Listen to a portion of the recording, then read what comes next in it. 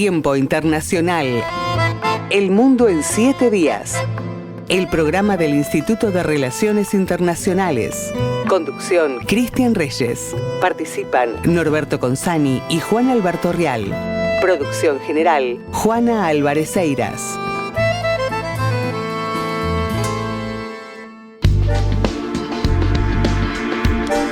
La actualidad global.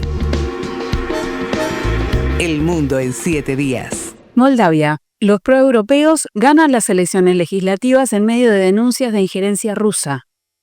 El Partido de Acción y Solidaridad PAS, partido pro-Unión Europea y gobernante de Moldavia, consolidó su ventaja en las elecciones parlamentarias del pasado 28 de septiembre con el 46% de los votos frente al 27% de la oposición prorrusa, con prácticamente el 100% de los votos escrutados, según los datos de la Comisión Electoral.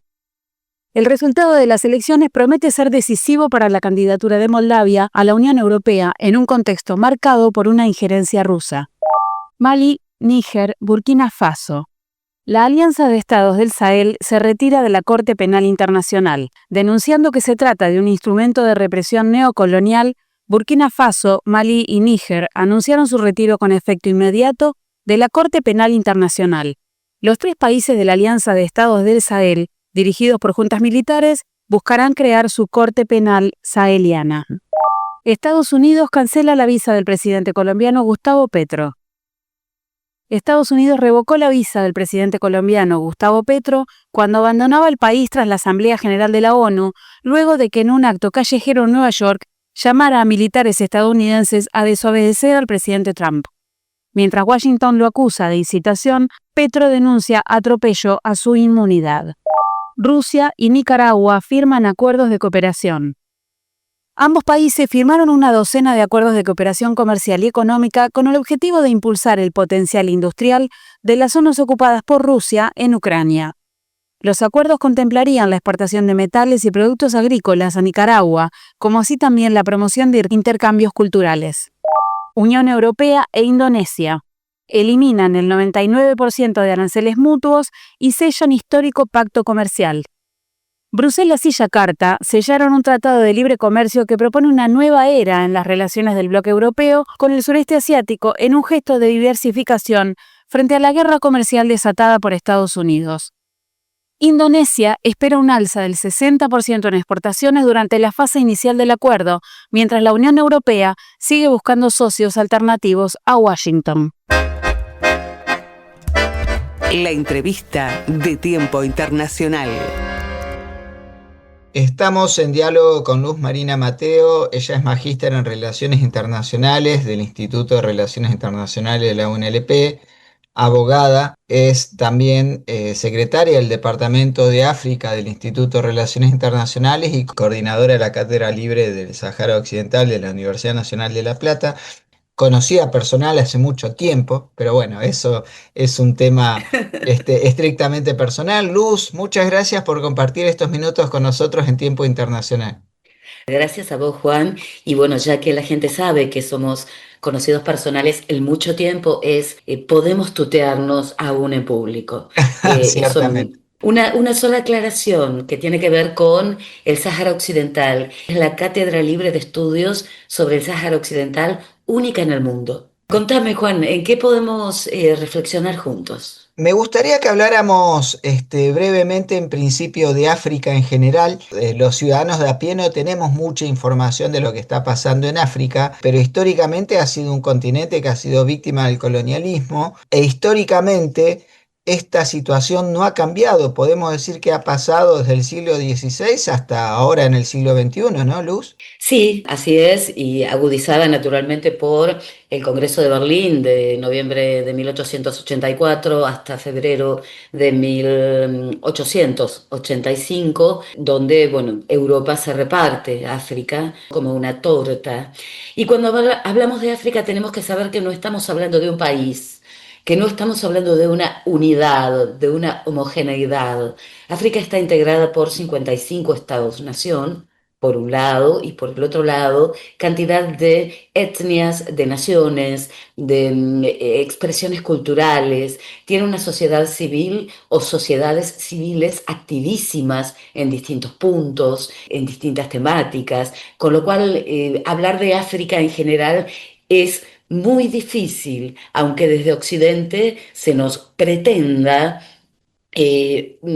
mostrar a África como una unidad sumida en la pobreza, sumida en el hambre y sumida en la violencia y sobre todo en la pasividad. Esto último está muy lejos de ser así. ¿Y por qué digo desde Occidente? Porque también hablo como afrodescendiente. Yo soy miembro de la comunidad caboverdiana de la República Argentina, soy nieta de caboverdianos y Cabo Verde, como algunos y algunas, o mucha gente sabe o no, espero que sí, está en África. Con lo cual me siento en la obligación de hablar desde los dos lugares, como mujer latinoamericana y afrodescendiente. Además, por supuesto, de la cuestión académica, que es lo que nos convoca hoy. Sí, es notable que la humanidad haya tenido su origen en África y sin embargo hoy por hoy es tenida en consideración por este tipo de cuestiones que mencionás, como por ejemplo por ser el continente por ahí más pobre. Sin embargo hay algo notable al respecto. A mí me llama mucho la atención que siendo considerado el continente más pobre no es el continente más desigual, porque eso sucede en América Latina. Sin embargo, hay diversidad de civilizaciones, lo que hace que culturalmente sea un ámbito efervescente el de África. Y en el continente americano sos muestra de ello, tenemos muchísimo de la herencia cultural africana, pero bueno, también es cierto que es noticia África por lo que son las consecuencias del proceso de colonización y el hecho de haber sido en algún aspecto víctima de los intereses económicos de las potencias que en cada momento histórico han tratado de sacar su tajada de los recursos naturales y de los recursos humanos de ese continente, ¿no? Así es, y es hasta hoy, es hasta el día de hoy, desde la época de la esclavitud, que ha sido uno de los primeros grandes genocidios de la historia, hasta hoy, el resto del mundo, mucho más, por supuesto, las potencias, se siguen aprovechando de África, que no es el continente más pobre, es el continente más empobrecido, probablemente sea el continente más rico. ¿Sí? Por la cantidad de recursos naturales. Y sin llegar a ser geodeterminista o económicamente determinista, siempre le digo a los estudiantes y las estudiantes, además yo, bueno, soy parte de la Cátedra de Derecho Internacional Público, junto con vos, de la Cátedra 2 de Somos la compañeros ahí, Universidad. ciertamente. Así es, de la Universidad Nacional de La Plata. Siempre les digo a los estudiantes, tanto en grado como en posgrado, que cuando hay un conflicto, miren qué recursos naturales hay en su mar, en su tierra, ¿sí? Porque no va a dar la respuesta total a ese conflicto, pero sí el hecho de saber qué recursos naturales hay nos permite tener una pista de qué sujetos y actores interesados en que ese conflicto continúe, sí hay. Cuando digo sujetos estados de derecho internacional. Cuando digo actores, digo, por ejemplo, empresas que pueden ser nacionales o transnacionales, pero siempre relacionadas directamente con las potencias.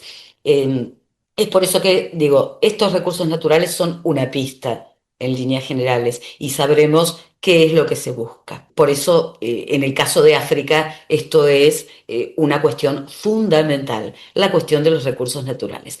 ¿Por qué? Porque esos sujetos y esos actores que quieren explotar esos recursos, lo que hacen es lo que en relaciones internacionales llamamos uso político del desorden, ¿sí? Es decir, atizar o crear los conflictos interétnicos, los conflictos interestatales, incluso dentro de la propia África, para poder explotar esos recursos libremente y poder tener mano de obra barata y o esclava para saquear esos recursos. Y cuando digo mano de obra barata y o esclava, estoy hablando de niños y niñas, estoy hablando de seres que trabajan por nada, estoy hablando de situaciones de opresión y de violaciones a los derechos humanos de distintas generaciones, realmente muy, pero muy graves.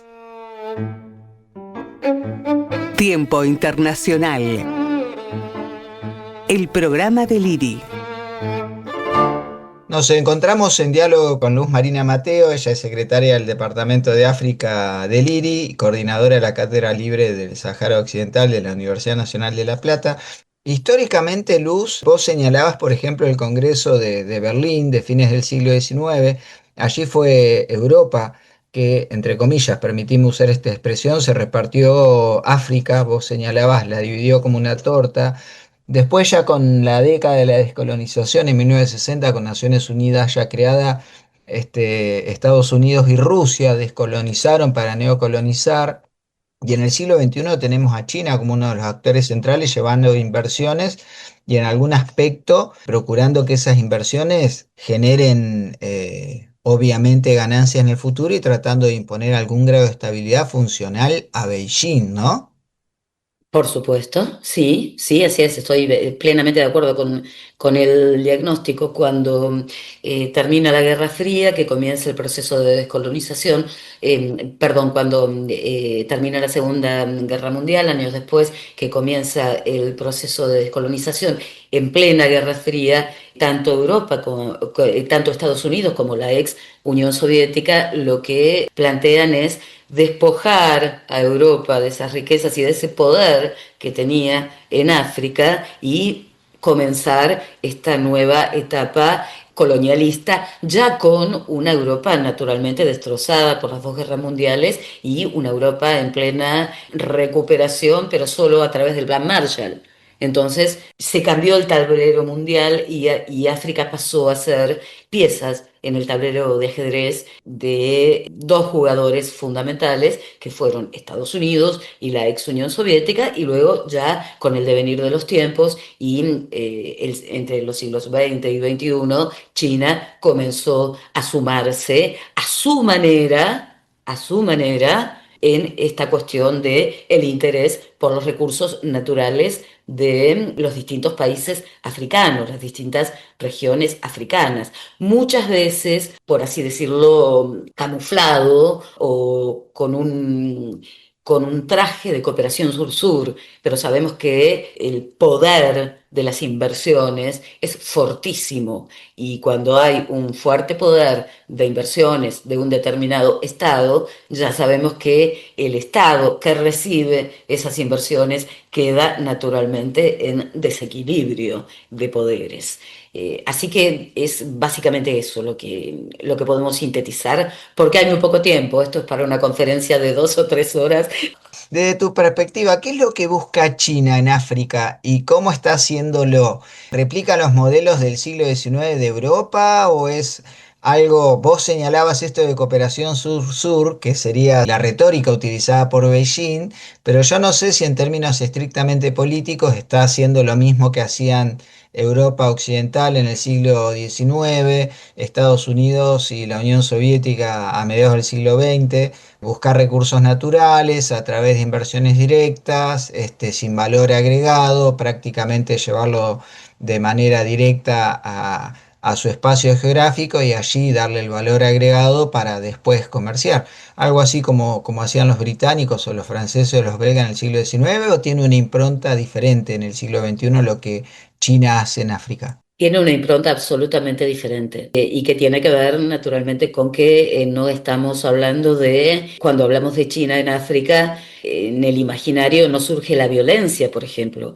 Sin embargo, sí, cuando hablamos de la Europa colonizadora o los Estados Unidos y la Unión Soviética apoyando durante la Guerra Fría a distintos grupos armados de manera clara y manifiesta, no tiene nada que ver con esto que hace China, que tiene que ver mucho más con llegar al continente, a distintos estados, hacer acuerdos, hacer inversiones, llevan su mano de obra.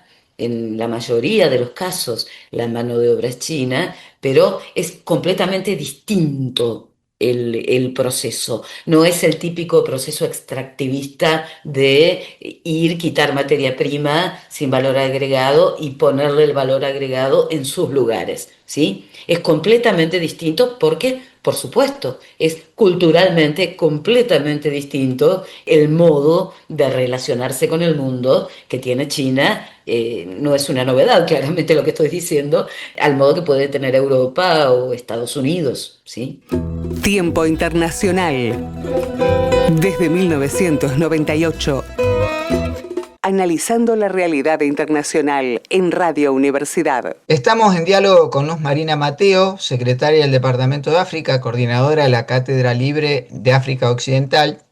Luz, no lo había mencionado en tu presentación, también sos licenciada en Ciencias de la Comunicación por la UNLP. Hay mucho de agenda oculta con respecto a África. Desde Occidente hay temas que ocupan los titulares, Medio Oriente naturalmente, Rusia, Ucrania, pero hay cuestiones muy preocupantes que están sucediendo en África ahora mismo, de las cuales por ahí no hablamos lo suficiente o directamente no se habla, como es el caso del Congo, con la cuestión del movimiento M23, la intervención de Ruanda y la explotación de recursos naturales como el coltán.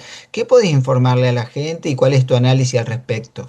Sí, en principio lo que sí hay que decir es que Occidente naturalmente toma de África lo que vende. Los medios son empresas, las empresas, los medios de difusión son empresas, las empresas toman lo que venden, las empresas construyen sentido y construyen la agenda de los ciudadanos y ciudadanas de Occidente. Y por eso conviene en muchos casos ocultar ciertas cuestiones, ciertos genocidios, ciertos horrores, justamente para que la opinión pública esté ajena a lo que ocurre en esos lugares que parecen tan lejanos y en un mundo hiperconectado están más cerca de lo que parece. De hecho, se hacen cumbres África, América del Sur periódicamente, así que ya esa es una muestra desde lo institucional de la proximidad entre el continente y la región sudamericana. Pero sí, lo del Congo, lo que vos me decías, bueno, este conflicto tiene las raíces en los años 90, concretamente en el 94, y está vinculado al genocidio en Ruanda. Justamente cuando hablábamos de uso político del desorden y demás, tendríamos que pensar qué pasó en Ruanda sin adentrarnos en ese genocidio del 94. Pero básicamente, Hutus y Tutsis se levantaron de mal humor y se empezaron a pelear entre ellos, luego de miles de años de haber convivido de manera relativamente pacífica. ¿Qué fue lo que sucedió allí? Porque parece que los genocidios y los enfrentamientos se presentan a Occidente como luchas tribales y como cuestiones de entre grupos incivilizados, al mejor estilo hegeliano, y no ha habido ninguna injerencia de nadie. Es decir, ¿es creíble eso? Acá hay una consecuencia del colonialismo de lo cual hablábamos más temprano, ¿no? Exactamente, las consecuencias del colonialismo que hoy por hoy podemos llamar neocolonialismo desde el punto de vista de categorías occidentales eurocentradas, o podemos hablar también de colonialismo en tanto presencia de potencias y de colonialidad en tanto continuidad del colonialismo, la colonialidad del poder, del saber, del ser, que todo el pensamiento latinoamericano de Aníbal Quijano, Dussel, Miñolo, Silvia Rivera Cusicanqui, han abrevado de otros líderes anteriores y de otros pensadores anteriores como M.S. Serres o Frantz Fanon, ¿no? Pero bueno, volviendo a la cuestión, luego de esta introducción, si se quiere, metodológica, teórica, luego del genocidio en Ruanda, muchos de etnia Hutu, pero no puramente, ¿sí? Me resisto a esas categorías, pero mucha de la gente que había participado en el genocidio en Ruanda se trasladó al este de la República Democrática del Congo. Y allí es justamente donde empiezan a surgir estos movimientos y estas milicias que son los actores de este conflicto, ¿no? Por ejemplo, como vos mencionabas, el movimiento 23 de marzo, que es una milicia congoleña, que está formada principalmente por lo que serían los tutsis, ¿sí? Que dice que defiende a los tutsis congoleños de la persecución, que está respaldado por Ruanda, el M23, según denuncia República Democrática del Congo, y bueno, que justamente lanzó ofensivas capturando capitales provinciales de la zona de Goma, donde hay concretamente Kivu del Norte y Kivu del Sur, Goma y Bukavu, donde hay recursos naturales impresionantes. También están las milicias Uasalendo, los voluntarios para la defensa de la patria, que son acusados a su vez por Ruanda de ser similares a las milicias genocidas de Ruanda de 1994. También están las Fuerzas Democráticas para la Liberación de Ruanda, fundadas mayoritariamente por gente de la etnia Hutu, que fueron los que huyeron de Ruanda tras el genocidio del 94. Y bueno, lo cierto es que las provincias que te mencioné, Kivu del Norte, Kivu del Sur y otra zona que es la de Katanga, tienen vastos yacimientos de minerales que son esenciales, por ejemplo, para la industria tecnológica global. A ver, el teléfono celular que tenemos, esta metodología con la que nos estamos conectando hoy, esta entrevista que estamos haciendo, la aviación que lleva coltán, que es fundamental para dispositivos electrónicos y para chips, por ejemplo, de teléfonos celulares, que casualmente se fabrican en Asia, ¿sí? Es decir, esto no quiere decir que tengamos que sentirnos culpables de un genocidio por tener un teléfono celular. A ver si de ninguna manera es eso. Lo que queremos decir es o lo que quiero decir es que África tiene la riqueza fundamental para que hoy el mundo funcione como funciona desde el punto de vista tecnológico, ¿sí? El cobalto tiene República Democrática del Congo, y esa zona particularmente, que es esencial para baterías. Oro, del oro no te voy a hablar, diamantes, y luego hay 17 metales de tierras raras que son también necesarias para dispositivos electrónicos.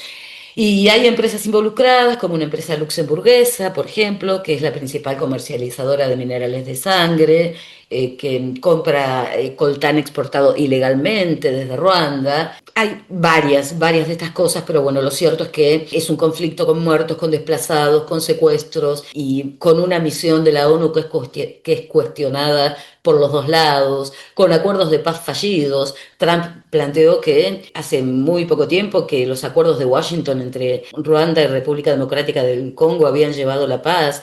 Totalmente incierto, totalmente mentira, para no andar con rodeos ni eufemismos. Por más que se firmaron esos acuerdos, el genocidio sigue. Lo cierto es que hay una crisis humanitaria que es terrible, ¿sí? Donde, como hemos visto hasta aquí, están convergiendo factores étnicos, históricos, intereses geopolíticos regionales, disputa por recursos naturales y como siempre, el poder verdadero que está a la cabeza de todo este derramamiento de sangre. Ese fue el diálogo con Luz Marina Mateo, secretaria del Departamento de África, coordinadora de la Cátedra Libre del Sahara Occidental de la Universidad Nacional de La Plata y magíster en Relaciones Internacionales por el IRI, Universidad Nacional de La Plata. Pronto nos contactaremos con ella para charlar sobre el Sahara Occidental. Muchas gracias.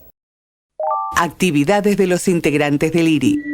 El Instituto de Relaciones Internacionales se complace en anunciar que Fiamma Battaglino y Gonzalo Molinari, que son alumnos de la promoción 2023-2024 de la especialización en estudios chinos que se dicta en el instituto, han sido beneficiados con una beca de estudio en la República Popular China. Ellos fueron seleccionados para viajar a la República Popular China, a Gansu, al programa de visitas para jóvenes sinólogos, que es una iniciativa organizada por el Ministerio de Cultura y Turismo de China, junto con gobiernos locales e instituciones académicas, destinada a apoyar a jóvenes sinólogos de todo el mundo en sus investigaciones sobre China. El programa ofrece un espacio de formación intensiva de 21 días que incluye conferencias, investigación en colaboración, trabajo de campo y actividades de intercambio académico y cultural. Este año 2025 se realiza en Gansu, Shandong, Shanghai y Guangdong, con ejes en patrimonio cultural, civilización china y modernización con características chinas. Su objetivo central es fortalecer la cooperación internacional, promover el diálogo intercultural y aumentar la influencia académica de los participantes. Para acceder a la beca, los postulantes tenían que reunir las siguientes condiciones: tener entre 25 y 45 años, estudios universitarios y experiencia en el estudio de temas relacionados con China. Nuestros alumnos contaban con todas estas condiciones, además de ser investigadores del Centro de Estudios Chinos y de haber publicado artículos y coordinado la publicación de libros sobre el tema. En el IRI se dictan 3 carreras de posgrado: la maestría en Relaciones Internacionales, el doctorado en Relaciones Internacionales y la especialización en estudios chinos. En el IRI se dicta el doctorado en Relaciones Internacionales categorizado A, excelente, por la Comisión Nacional de Evaluación y Acreditación Universitaria, CONEAU. En el mes de septiembre se dictará el curso acreditable Fundamentos del Proceso de Investigación, Metodología, Métodos y Técnicas en el marco del doctorado en Relaciones Internacionales. El curso estará a cargo del doctor Leandro Sánchez y constará de 4 encuentros que se desarrollarán los días martes 16 y 30 de septiembre y 14 y 28 de octubre, en todos los casos de 18 a 21 horas. En el mes de octubre se dictará el crédito doctoral El campo de la cooperación internacional en las actuales formas de las relaciones internacionales, a cargo del doctor Javier Zuraski. Las clases tendrán lugar los días 10, 17, 24 y 31 de octubre. África subsahariana en el Sistema Internacional Contemporáneo es el título del crédito doctoral que dictarán las doctoras Gladys Lecchini y Carla Morazo los días 22, 23, 29 y 30 de octubre. El próximo mes de noviembre, la doctora Bárbara Baboleo dictará el crédito doctoral Asia-Pacífico en las Relaciones Internacionales. Este crédito tendrá lugar en 5 clases que se desarrollarán el 7, 8, 14 y 28 de noviembre y el 5 de diciembre. Continuamos analizando la problemática de las relaciones internacionales en tiempo internacional. Continuamos con la actualidad global. España prohíbe el paso de armamento de Estados Unidos para Israel por las bases de Rota y Morón. El gobierno de Pedro Sánchez prohíbe al de Donald Trump hacer uso de las bases en Rota, Cádiz y Morón, Sevilla, para enviar armas a Israel, evitando así el paso de aviones o buques cargados con armamento, según un informe del Comité Conjunto Hispano-Norteamericano. Corea del Sur, Corea del Norte. Seúl afirma que Pyongyang posee hasta 2 toneladas de uranio apto para crear 100 armas nucleares. Según el gobierno surcoreano, Corea del Norte podría contar con hasta 2.000 kilos de uranio altamente enriquecido, suficiente para fabricar un centenar de armas nucleares, y alertó sobre el creciente desafío a los esfuerzos de desnuclearización impulsados por Washington y Seúl. Hungría cuestiona la soberanía de Ucrania tras la incursión de un dron húngaro en Transcarpatia. El primer ministro húngaro, Viktor Orbán, minimizó la importancia de que drones húngaros puedan haber violado el espacio aéreo de Ucrania, ya que no considera a Ucrania un país independiente y soberano. El mandatario aseguró que si un avión no tripulado procedente de Hungría hubiera entrado en territorio ucraniano, Kiev debería concentrarse en los drones que llegan desde el este, es decir, desde Rusia. Venezuela denuncia una amenaza militar ilegal en su contra mientras amplía su movilización. Venezuela denunció ante la Asamblea General de la ONU el uso de perversas mentiras para justificar una millonaria amenaza militar en su contra en un momento de alta tensión con Estados Unidos, país que, según la cadena NBC, analiza opciones para atacar a los narcos en suelo venezolano. Nicolás Maduro, por su parte, convocó un simulacro de protección ante un eventual conflicto armado. Estados Unidos, Ucrania. Washington podría enviar misiles Tomahawk a Ucrania.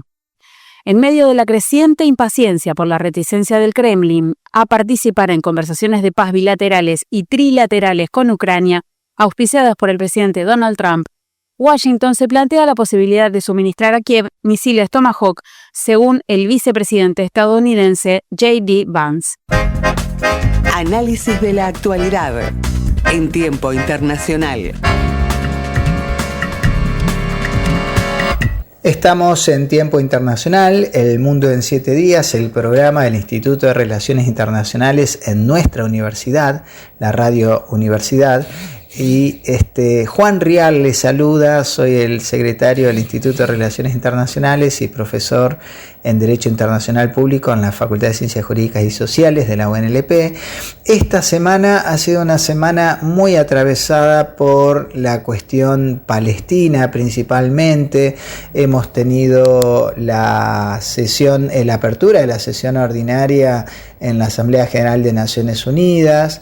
Recordarán que Francia un día antes junto con Arabia Saudita fueron anfitriones de una sesión preparatoria el día lunes previo a la Asamblea General, donde Francia reconoció a Palestina como Estado, sumándose a Reino Unido, a Bélgica, a Australia, a Canadá, a San Marino, a Andorra, a Chipre, estados que ya han reconocido a Palestina como Estado. Independientemente de ello, sabemos que no puede integrarse a la Organización de Naciones Unidas porque los nuevos miembros, los candidatos a ser miembros de la organización, tienen que pasar primero por el filtro del Consejo de Seguridad, y ahí todavía al día de hoy sigue el veto americano descontado por parte de la comunidad internacional. En el transcurso de la sesión ordinaria de la Asamblea General hubo un discurso muy llamativo que fue el de Benjamín Netanyahu, primer ministro de Israel. Cuando comenzó a hablar, bajaron desde las diferentes gradas de la Asamblea General abucheos y varias decenas, por no decir cientos de delegados se pusieron de pie y precipitadamente abandonaron a modo de protesta la sala de sesiones de la Asamblea General. Allí Benjamín Netanyahu atacó a los países que reconocieron a Palestina, utilizando nuevamente la cuestión del Holocausto y el antisemitismo como excusa, señalando que matar judíos paga, así lo dijo en el sentido de un supuesto beneficio obtenido por parte de Hamás al reconocimiento por parte de los países occidentales, cuando la mayoría de los países occidentales, si no la totalidad, al momento de llevar adelante el reconocimiento, señalaron que entienden que el gobierno legítimo para una Palestina pacífica, con frontera segura y estable, conviviendo al lado de Israel, está en la Autoridad Nacional Palestina, la que se encuentra en Cisjordania, gobernando en Ramallah. La realidad es que el gobierno de Israel sigue viendo esa parte de la historia, y esta semana nos hemos desayunado con un posible plan de paz que ya habría sido aceptado por Israel y habría sido diseñado por el gobierno de Estados Unidos. Ahora mismo se está esperando la respuesta por parte de Hamás. El plan básicamente lo que propone es la desmilitarización y el desarme absoluto de Hamás, la creación de un gobierno de transición en Gaza que estaría en un primer momento manejado por el ex primer ministro Tony Blair, la liberación inmediata en las 72 horas siguientes a la puesta en marcha del plan de todos los rehenes que aún siguen en poder de Hamás, los que están vivos y los cuerpos de quienes fallecieron durante su cautiverio, un financiamiento proveniente de las petromonarquías árabes y una fuerza de estabilización compuesta mayoritariamente por países árabes bajo el mandato de la Organización de las Naciones Unidas. Lo que hasta ahora se sabe es que Hamás se inclinaría por aceptar el plan de paz. No hay nada formal al respecto. Europa es muy optimista. Tengamos en consideración que hay una enorme presión internacional en el sentido de arribar a una solución pacífica, ya que hay diversos flancos que se han abierto para Tel Aviv.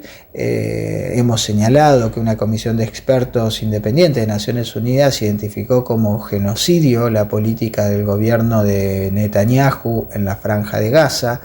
La Asociación de Expertos en Genocidios también reconoció la existencia de un genocidio, y hay una enorme presión también por parte de Occidente en el sentido de no materializar las amenazas que ha blandido Benjamín Netanyahu después del reconocimiento por parte de Reino Unido y Francia de anexar y duplicar las colonias, primero duplicar las colonias en Cisjordania y después terminar anexando Cisjordania. La realidad es que se abre una pequeñísima ventana de esperanza que esperemos que se materialice, porque inclusive el desarme de Hamás sería una buena noticia para la posible estatalidad de Palestina. Argentina ya la reconoce desde el 2009, y que sea un Estado reconocido por la comunidad internacional en su conjunto, que pueda ser reconocido por Israel, que pueda ser reconocido por los Estados Unidos, y que pueda vivir al lado de un Estado judío como la resolución 181 había establecido en 1947. Hay algunos datos de color con respecto a lo sucedido durante la Asamblea General. Hubo un incendiario discurso por parte del presidente colombiano Petro, quien en Nueva York llamó a apoyar de todas las maneras posibles a Palestina, lo cual entiendo que no está mal, pero él señaló que estaba dispuesto a trasladar a los voluntarios colombianos que quisieran plegarse a la lucha armada palestina contra la ocupación israelí, e inclusive participó en marchas por la causa palestina junto a una de las figuras de Pink Floyd, Roger Waters, quien es un histórico defensor de la causa palestina, lo que le valió la revocación del visado. El presidente de Colombia, así como sucedió con el presidente de la Autoridad Nacional Palestina, ya no contaría con la posibilidad de ingresar a los Estados Unidos de América, lo cual se da de bruces con lo que se espera que la comunidad internacional sea lo más amplia, lo más universal, lo más abierta posible, más allá del exabrupto del presidente Petro, que naturalmente nosotros no suscribimos. También durante la Asamblea General de Naciones Unidas, el discurso de Donald Trump atacando duramente a la Organización de Naciones Unidas, tildándola de inútil, arrogándose el haber terminado con 7 guerras mientras Naciones Unidas se mostraba impotente, es un reflejo de un nuevo estado de situación donde el multilateralismo, desde mi perspectiva, está viendo su momento más bajo desde su diseño y puesta en marcha. Este multilateralismo, que fue producto de los horrores de la Segunda Guerra Mundial y de los cuales los 5 miembros permanentes del Consejo de Seguridad, Estados Unidos de América, Reino Unido, la República de Francia, la Federación Rusa en la actualidad y la República Popular de China, son sus máximos garantes, y del cual Estados Unidos sacó un enorme beneficio, porque más allá de la creación de la Organización de Naciones Unidas en 1945, que ahora cumple 80 años la entrada en vigencia de la Carta el 24 de octubre, también es cierto que hay una constelación de instituciones liberales que han beneficiado a los países capitalistas, como es el caso de la Organización Mundial de Comercio, creada en 1994, boicoteada por el gobierno de Washington, que fue resultado justamente del trabajo del Acuerdo General de Tarifas y Aranceles, que buscaba un sistema liberal en el comercio internacional. Estados Unidos, cuna del liberalismo junto con los países occidentales, está boicoteando justamente el libre comercio, lo cual ha llevado a que, entre otras cosas, se recorte de manera drástica el financiamiento de la Organización de Naciones Unidas y estén circulando planes de contingencia para que la organización pudiera adaptarse a un nuevo estado de cosas, muy disminuida en sus capacidades, muy disminuida en su dimensión política y ciertamente irrelevante en el escenario estratégico militar, ya que el Consejo de Seguridad, por el continuo bloqueo de la Federación Rusa con respecto a las cuestiones en Ucrania, por el constante bloqueo de Rusia y China en las cuestiones vinculadas con Irán, aunque no pudieron evitar que se adoptara una serie de sanciones recientes por la violación a los compromisos ante la Organización Internacional de Energía Atómica, y sometida también al escrutinio que suele terminar con la amenaza de veto o veto en relación a las cuestiones de Medio Oriente por parte de Estados Unidos, van a demandar un enorme poder de negociación diplomática, una enorme voluntad negociadora, una enorme imaginación para que Naciones Unidas pueda ocupar no ya la centralidad en el escenario internacional, sino aunque sea convertirse en un espacio de referencia a la hora de llevar adelante negociaciones que lleguen a buen puerto. Inclusive se barajan situaciones que cambiarían drásticamente el rostro que Naciones Unidas tiene en la actualidad. Por ejemplo, la disminución en un 30% de su personal, la fusión de diversas agencias para disminuir costos, el traslado de su sede, que pasaría del histórico edificio en la calle 44 Este en Nueva York a probablemente Nairobi, donde hay una de las sedes de Naciones Unidas, y sería significativamente más económico el mantenimiento de la estructura burocrática y de la infraestructura de la organización. Pero no nos queda otra cosa que prepararnos para lo peor y esperar lo mejor. Siempre lo menciono, el derecho internacional, las instituciones multilaterales son caja de resonancia de las voces de los países periféricos, los países pequeños, los países medianos como los nuestros. No pueden alzar su voz en los ámbitos bilaterales o en los ámbitos multilaterales restringidos. Es allí donde, en compañía de aquellos que viven situaciones similares como las nuestras, se multiplican las voces del sur global. Quiera la buena fortuna que alguno de los actores centrales que tiene ahora el sistema internacional tome la posta y salve a las Naciones Unidas de su desaparición o de su falta de relevancia en este siglo XXI. Continuamos con el análisis de la actualidad en tiempo internacional.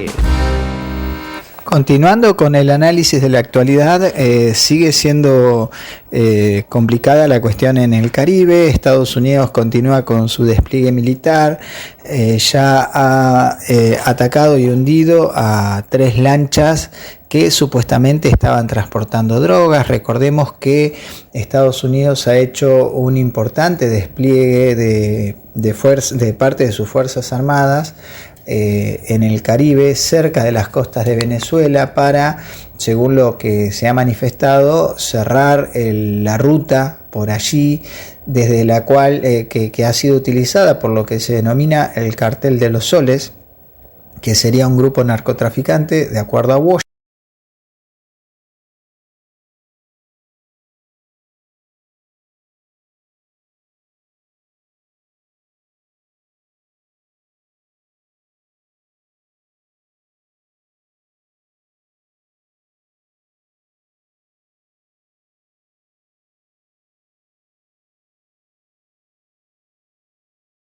población venezolana a combatir una posible acción terrestre de Estados Unidos. Aparentemente esto no sucedería. Estados Unidos sí ha barajado la posibilidad de llevar a cabo ataques, probablemente con drones, en territorio venezolano contra los grupos de narcotráfico. Hasta ahora eso no se ha constatado.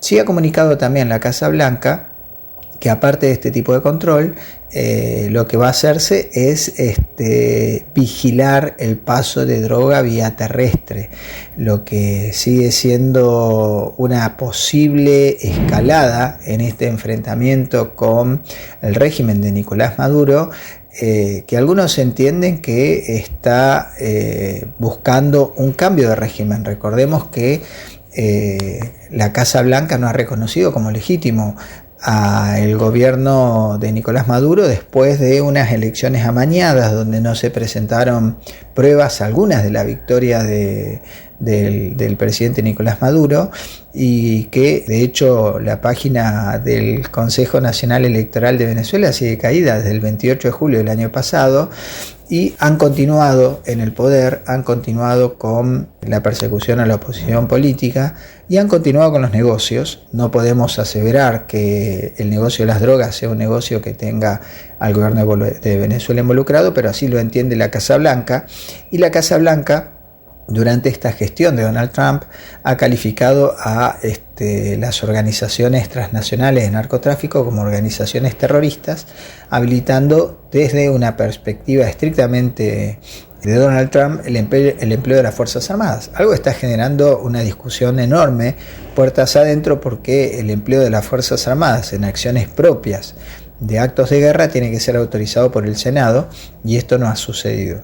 La realidad es que estas fuerzas plegadas en el Caribe pueden llegar a ser utilizadas en territorio venezolano, y ahí se abriría una puerta que uno difícilmente puede vaticinar cuál puede llegar a ser el final, porque más allá de que Nicolás Maduro está movilizando a la población a los efectos de conseguir golpes, si se quiere, de timón, puede ser que inclusive los venezolanos moderados o aquellos que sean opositores al régimen de Nicolás Maduro vean en los ataques por parte de los Estados Unidos la posibilidad de abrazar una causa nacional, y ahí se abriría un desenlace difícil de prever.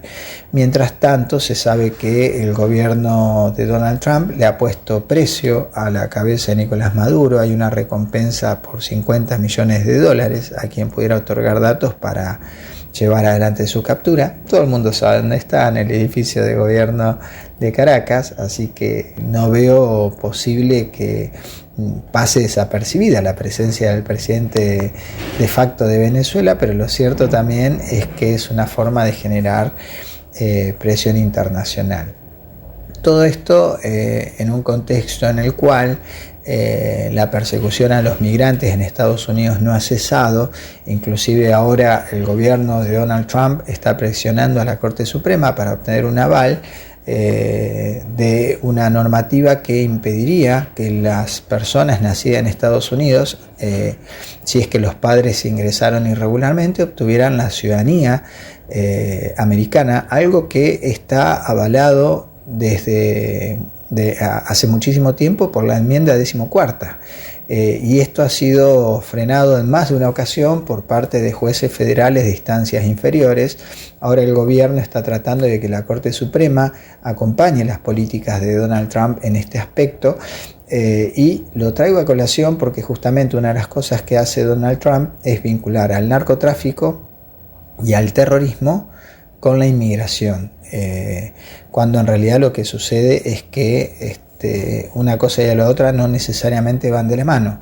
Esta misma semana inclusive ha habido discusiones en torno a la mano de obra en Estados Unidos, que ha disminuido significativamente la oferta porque o los inmigrantes ilegales se han autodeportado, o las personas que aún no tienen la Green Card tienen miedo de materializar los trámites para los cuales ya habían sacado turno, ya que en muchos casos son detenidos por las fuerzas de control de inmigración y de fronteras en esos lugares, cuando acuden a llevar adelante sus trámites para conseguir la ciudadanía, o inclusive aquellos que tienen la Green Card temen salir también a la calle, porque ha sucedido que algunos ciudadanos americanos han sido detenidos y deportados, algunos de ellos, como es el caso de Obrego, el caso emblemático de Obrego, enviado al CECOT en El Salvador. De hecho, todas estas cuestiones están de manera lenta, pero sostenida, generando un impacto en el precio de los bienes que los ciudadanos americanos consumen, ya que la baja de la mano de obra en los sectores que requieren un uso intensivo, como es el ámbito agrícola, donde hay muchos trabajadores migrantes que se dedican a eso, puede hacer disminuir la producción, o teniendo la producción con los mismos números anteriores, la guerra arancelaria de Donald Trump contra la República Popular de China ha hecho que los productores agropecuarios americanos no pudieran colocar su producción, principalmente soja, pero no tan solo soja, en el mercado del gigante asiático. En esta última semana, por ejemplo, hemos visto cómo, fruto de la baja de las retenciones a nivel cero durante esos 72 horas, aquí en la República Argentina, 3 días, que fue supuestamente lo que tardó en reunirse los 7.000 millones de dólares, hizo que la República Popular de China comprara prácticamente la totalidad de lo que salió a ofrecer Argentina como excedente, lo cual generó la protesta por parte de los productores agropecuarios americanos, ya que ellos no pueden entrar al mercado chino y los chinos están buscando mercados alternativos que sean competitivos con el de los Estados Unidos, por ejemplo el argentino, y otro más que también está sufriendo duros ataques por parte de Estados Unidos, el brasileño. Me despido hasta la próxima semana. Un gusto haber compartido estos minutos con ustedes. Mi nombre es Juan Alberto Rial y los invito a visitar nuestra página de internet www.iri.edu.ar o a contactarse con nosotros vía correo electrónico a tiempointernacional@iri.edu.ar. Hasta el miércoles que viene. Tiempo Internacional. El mundo en 7 días. El programa del Instituto de Relaciones Internacionales.